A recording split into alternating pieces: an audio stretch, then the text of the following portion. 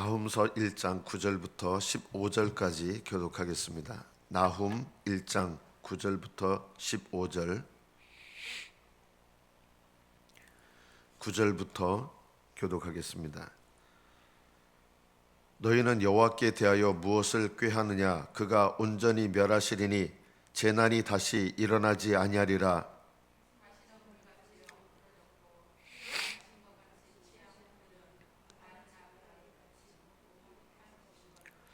여호와께 악을 꾀하는 한 사람이 너희 중에서 나와서 사악한 것을 권하는도다.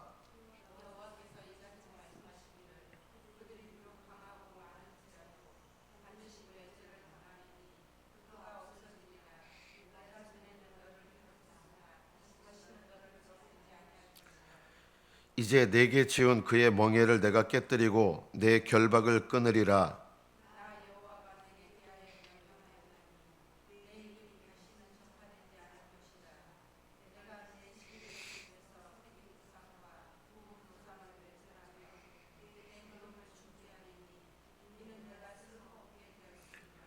볼지어다 아름다운 소식을 알리고 화평을 전하는 자의 발이 산 위에 있도다. 유다야, 내 절기를 지키고 내 서원을 갚을지어다. 악인이 진멸되었으니 그가 다시는 내 가운데로 통행하지 아니하리로다 하시니라. 아멘. 여기까지 받들어 읽겠습니다.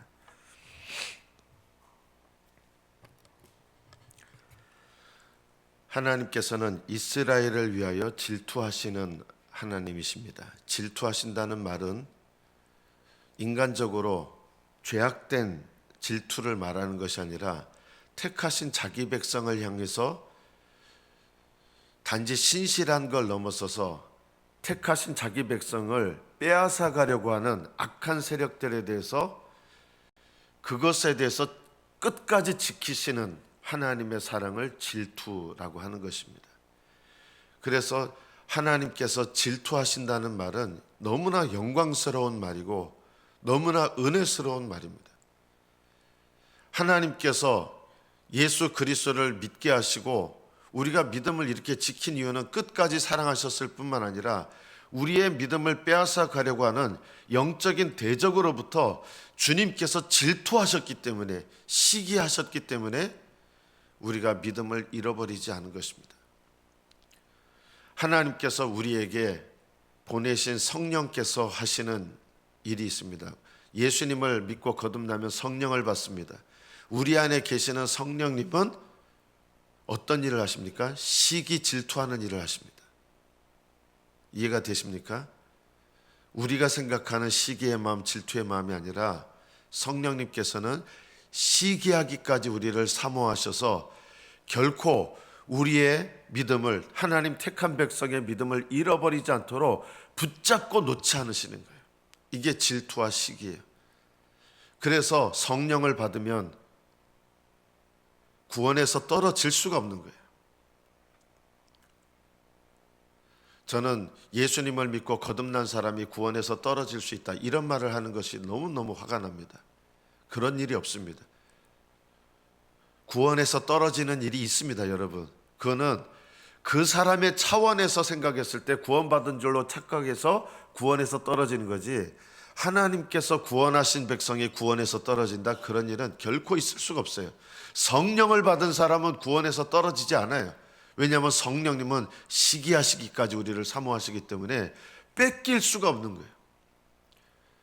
악한 영들에게 우리를 놓칠 수가 없는 거예요. 뺏길 수가 없는 거예요.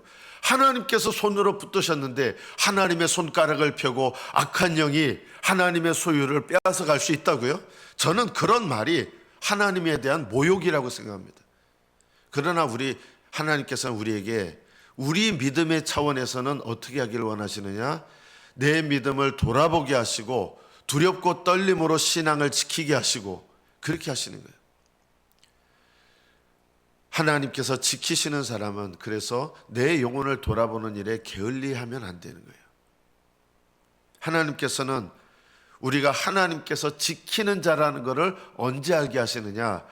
회개하며 주님 안에 거할 때 그거를 알게 하시지, 하나님을 떠나가 있을 때, 물론 주님께서 붙들고 계시지만 하나님을 떠나가 있을 때 우리에게 그거를 알려주시는 법이 없으세요.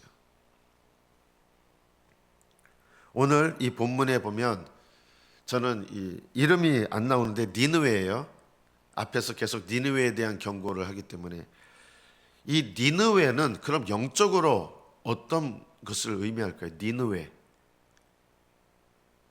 우리는 성경의 원문도 좀 살펴볼 필요가 있습니다. 니느웨라는 말은 합의라는 뜻입니다. 합의.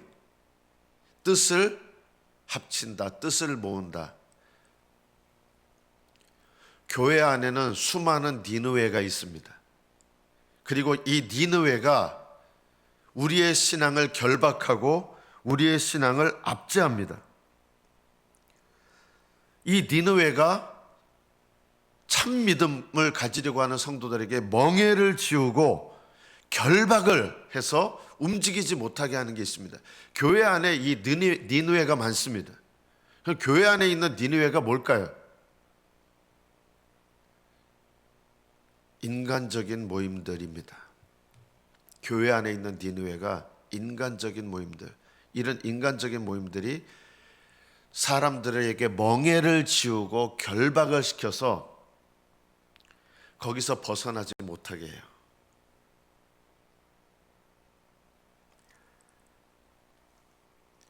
교회 안에는요, 사람이 친해지다 보면 인간적인 교제들을 하죠. 그런 인간적인 교제들이 처음에는 나쁘지 않은 것 같은데 점점 친해져서 니느웨가 됩니다. 니느웨가 되면 이런 모임은 영적인 모임으로 변화되는 일이 없습니다. 니느웨가 저절로 변화돼서 이스라엘 백성이 되는 일이 없어요. 무슨 말이냐면 교회 안에서 인간적인 모임을 하는 사람들이 영적인 모임으로 전환되는 일이 있느냐? 안 됩니다. 왜 안 되느냐? 그것을 오히려 방해하기 때문입니다. 니느웨가 되면 악한 도구로 쓰임은 받아도 선한 도구로 쓰임 받는 경우는 거의 없습니다. 우리 성도들이 좀 오해하시는 게 있더라고요. 제가 이렇게 들어보면 목사님이 성도들이 모이는 걸 싫어한대요. 제가 그런 얘기 자주 들었거든요. 아니에요. 왜 성도들이 모이는 걸 싫어하겠습니까? 제가 이것을 기억하십시오. 왜 어떤 모임은 모이지 말라고, 모이지 않기를 원하는 모임들이 있어요. 그 모임들의 특징을 한마디로 말하면 이겁니다. 니느웨이기 때문에 그렇습니다. 인간적인 모임들로 아주 결속력을 갖게 된 거예요. 교회 안에서. 이런 모임들은 영적인 모임을 가로막습니다. 영적인 성장을 가로막습니다. 쓸데없습니다. 이런 모임들을 통해서 영적으로 성장하는 일이 있느냐? 영적인 은혜들을 가로막습니다. 이런 모임들은 교회 안에서 흩어져야 됩니다. 전혀 도움이 되지 않습니다. 사람이 사람을 결박하게 되고 지배하게 되고 이상하죠? 이런 모임 안에 이게 교회 개토처럼 좀 그룹화된 거예요. 그 단체의 목적과 방향과 다른 목적과 방향을 가진 사람들이 이렇게 개토라고 해요. 그걸요.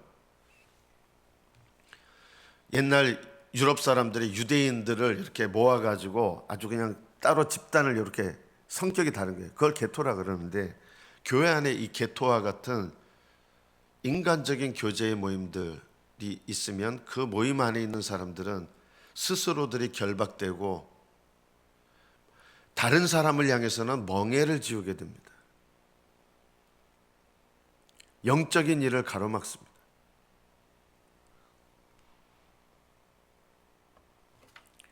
인간적인 교제들이 처음에는 좋아 보이지만 그 안에서 성령께서 역사하시는 일이 없습니다. 여러분도 사람과의 친한 관계들이 있잖아요. 누구나 다 친한 관계들인데요. 인간적으로 친한 모임들이 있으면 그 모임 속에서 그 모임을 즐기면 성령께서 역사하시는 일을 경험하지 못합니다. 이런 모임들은 교회 안에서 흩어져야 됩니다. 나가라는 게 아니라 그런 모임들이 깨어져야 되고 어떤 모임들이 돼야 되느냐? 성령께서 함께 하시는 예수님의 이름으로 모이는 두세 사람의 모임으로 바뀌어져야 돼요. 예수님의 이름으로 모이는 모임과 니느웨처럼 모이는 모임에 무슨 차이가 있습니까? 예수님의 이름으로 모이는 모임은 두세 사람만 모여도 이것이 일어납니다. 첫째, 서로 권면하면서 회개가 일어납니다. 그리고 서로 권면하면서 겸손해집니다. 그리고 서로 권면하면서 하나님을 향한 순종을 배웁니다. 그래서 예수님의 이름으로 모이는 모임은 성령 안에서 모이기 때문에 세 가지 특징이 일어납니다. 회개가 일어나고 겸손해지고 그리고 순종을 배우게 됩니다. 이런 모임은 많을수록 좋습니다. 그러나 인간적인 교제의 모임은 정반대입니다. 이런 모임은 재밌습니다. 재밌죠. 저는 목사로서 우리 교회 보면 우리 교회는 제가 수많은 교회 속에서 보면 이런 인간적인 교제 모임들이 참 많았어요. 정말 강력한 거예요. 이게 멍해가 돼요. 결박이 되고. 아마 여러분들은 못 느꼈을 겁니다. 그게 마치 성도의 교제인 것처럼 착각들을 합니다. 전혀 성도의 교제가 아닙니다. 하나님께서 기뻐하지 않는 그저 인간적인 교제밖에 되지 않는데요. 그 인간적인 교제는 교회의 은혜를 가로막는 악한 도구가 됩니다. 제가 이렇게 심하게 말하는 것을 용납해 주시기 바랍니다. 인간적인 교제의 모임은요, 영적인 은혜를 가로막는 악한 도구밖에 쓰임을 못 받습니다.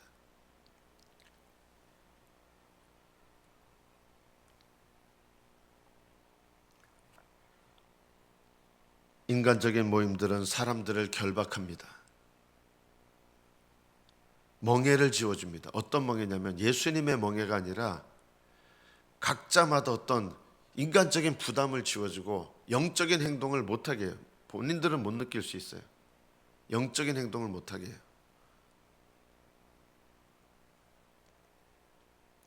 남들이 그 결박 안으로, 그 멍해 안으로 못 들어옵니다.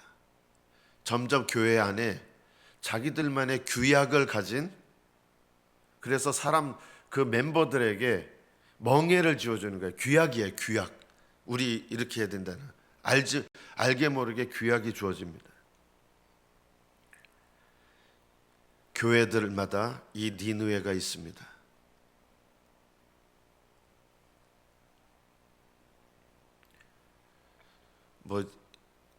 교회가 규모가 커지면 무슨 테니스 모임, 탁구 모임, 처음엔 나쁘지 않은 것 같은데요. 이런 것들이 영적인 모임으로 되는 경우 없습니다. 결국은 그 모임들이 서로 친해지다가 성도의 교제라는 이름으로 친해지다가 나중에는 인간적인 교제가 되고 그것을 넘어서면 뭐가 되느냐? 니느웨가 됩니다. 합의, 뜻이 맞춰진 사람들끼리 모여서 성령님과 상관없는 그룹이 되는 것입니다. 이런 그룹들은요, 영적 성장에 도움이 되는 경우가 하나도 없습니다. 이 그룹들이 깨져야 됩니다. 두세 사람이 예수님의 이름으로 모인 모임이 교회 안에 있어야 되는 거지. 그래서 영적인 교회는 예수님의 이름으로 모이는 모임들이 세워져야 되는 거예요. 이것이 영적 성장에 너무나 중요한 것입니다. 이스라엘 백성들은 이 당시에 무엇 때문에 함께 마음들이 합해졌느냐? 우상 숭배로 함께 마음들이 다 합해졌어요. 하나님께서 경고하셨는데 그런 말은 들리지 않아요. 우상 숭배가 재밌거든요. 다 마음이 맞거든요. 그러니까 점점 이런 하나님께서 기뻐하지 않는 이런 개토와 같은 모임들이 점점 확대가 되면서 이스라엘 백성들이 곳곳마다, 산이 있는 곳마다, 언덕이 있는 곳마다 자기들끼리 이제 모이게 되는데, 그게 뭐냐면 산당이라는 게 세워집니다. 그리고 나중에 보면 이스라엘 백성 전체가 다 산당 모임만 있는 거예요. 산당 모임. 하나님께서 이 이스라엘 백성에게 깨닫도록 하기 위해서 이스라엘 백성으로서는 니느웨라고 하는 이 악한 도구를 세우신 거예요. 아수르의 수도죠. 북이스라엘이 아수르에 의해서 멸망합니다. 남유다도 계속 괴롭히는 거예요. 아수르가, 니느웨가 계속 괴롭히는 거예요. 그러나 기억해야 될 것이 있습니다. 오늘 이 본문의 말씀은 하나님께서 악한 도구를 사용하셔서 이스라엘 백성, 구체적으로 말하면 이 본문에서는 남유다죠. 남유다를 하나님께서 괴롭히도록 허락하시는데 왜 허락하시느냐? 이스라엘 백성을 정신 차리도록 하기 위해서, 사랑하는 백성이기 때문에, 질투하는 백성이기 때문에 일깨우시는 거예요. 그래서 이스라엘 백성이 일깨워지잖아요. 지금 이 본문의 배경이 뭐라 했습니까? 요시아 왕의 종교개혁 때입니다. 이스라엘 백성이 일깨워졌고 요시아 왕을 통해서 종교개혁이 일어나기 시작했습니다. 그러자 하나님께서 이스라엘 백성이 깨어나니까 악한 도구로 쓰셨던 니느웨에 대해서, 아수르에 대해서 하나님께서 어떤 하나님이신 걸 나타냅니까? 유다 백성에 대해서는 질투하시는 하나님이고 사랑하시는 자기 백성을 괴롭히는 악한 도구로 쓰였던 이 니느웨에 대해서는 하나님이 어떤 분이신 거예요? 보복하시는 하나님이에요. 여러분, 이게 무서운 거예요. 니느웨에 대해서 하나님은 보복하시는 하나님이에요. 악한 도구를 참으시는 거예요. 하나님 쓰시는데. 그런데 이 악한 도구를 이스라엘 백성을 일깨우는 데 쓰셨지만 이스라엘 백성이 회개하고 종교개혁이 일어나니까 이 악한 도구에 대해서 하나님이 보복하시는 거예요. 우리가 오늘 말씀을 통해서 깨달아야 될 게 있어요. 누군가 나를 부당하게 힘들게 할 때도 있어요. 그러나 그것은 하나님이 허락하신 일로 여겨야 돼. 부당한 것도 견뎌내야 돼요. 왜냐하면 부당한 것을 통해서 하나님께서 나를 일깨우시는 게 많기 때문에 그래요. 나에게 회개하라고. 내가 부당하다고 여기는 일이 왜 나한테 일어날까? 이런 생각을 하기보다 우리는 항상 이거부터 시작해야 돼요. 하나님께서 이 부당해 보이는 일, 억울해 보이는 일을 통해서 나에게 뭘 말씀하시는 걸까? 그것을 깨닫고 하나님 앞에 회개하면요, 그 부당한 도구로 쓰였던 사람에 대해서 내가 아니라 하나님께서 보복하시는 거예요. 이것이 영적인 순서입니다. 내가 그것을 못 견뎌가지고 내가 억울해, 내가 부당하게 지금 힘든 일을 당하고 있어 해서 내가 그 악한 도구에 대해서 하잖아요. 그럼 더 어려운 일이 생겨요. 왜냐하면 하나님은 그 악한 도구를 통해서 나를 깨닫게 하시는 게 하나님 뜻이거든요. 이스라엘 백성이 회개하고 돌아오기 시작했습니다. 그러자 아수르, 니느웨를 향해서 이렇게 말씀하시는 거예요. 여호와께서 이같이 말씀하시기를 12절, 그들이 비록 강하고 많을지라도 반드시 판결을 당할 것이다. 여기 판결은 심판하시는 판결이에요. 정죄하시는 판결이에요. 그래서 그가 없어지리라. 정말 이 말씀대로 아수르가 없어졌습니다. 세계 역사상 가장 잔인하고 강한 나라였거든요. 이 나홈서가 기록된 다음에 아수르가 완전히 망해서 역사 속에 사라졌습니다. 누가 그렇게 했을까요?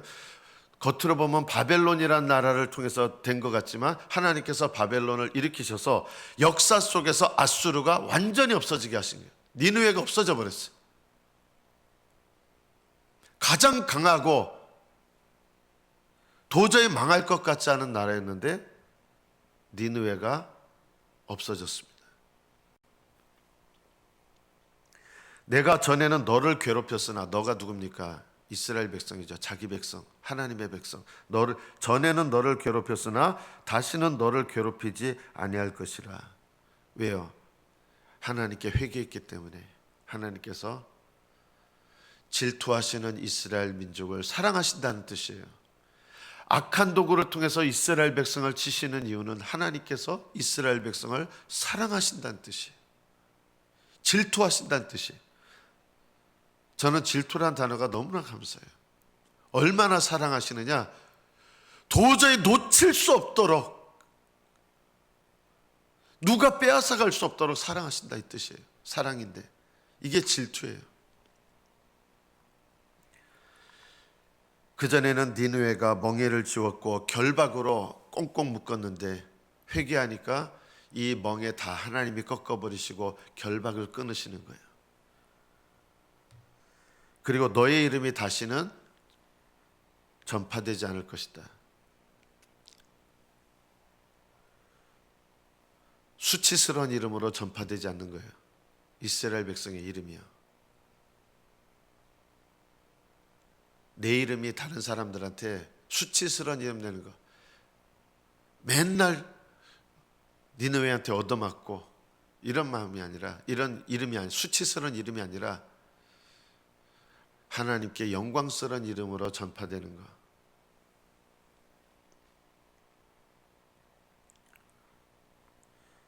그리고 아수르의 이름이 영광스러운 이름으로 또 전파되지 않습니다. 그전에는 아수르의 이름이 아샤르란 말이 아주 고귀하다, 영광스럽다, 세력이 너무 강해서 아수르의 이름이 아주 그냥 유명했거든요. 이제는 하나님께서 아수르의 이름을 끊어버리신 거예요. 너의 이름이 전파되지 않는다. 아수르에게는 아수르의 이름이 전파되지 않는 거예요. 하나님께서 아수르의 우상을 멸절하고 너의 무덤을 준비할 것이다. 내가 쓸모없게 되었다.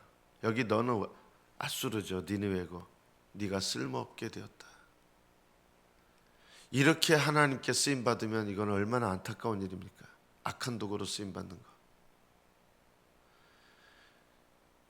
여러분의 주변 형제 자매들에게 선한 도구로 쓰임받으시기를 축복합니다.